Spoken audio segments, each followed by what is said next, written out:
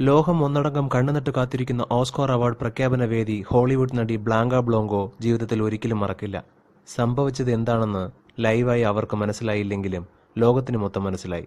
മനസ്സിലാവുക മാത്രമല്ല, സെക്കൻഡുകൾക്കുള്ളിൽ ബ്ലാങ്കോ താരമായി. തുടയുടെ മേൽവശം വരെ സ്പ്ലിറ്റുള്ള ഫ്രോക്കുമായി അവാർഡ് വേദിയിൽ റെഡ് കാർപ്പറ്റിലെത്തിയ നടിയുടെ കാണേണ്ടതെല്ലാം ക്യാമറ കണ്ണുകൾ കണ്ടു.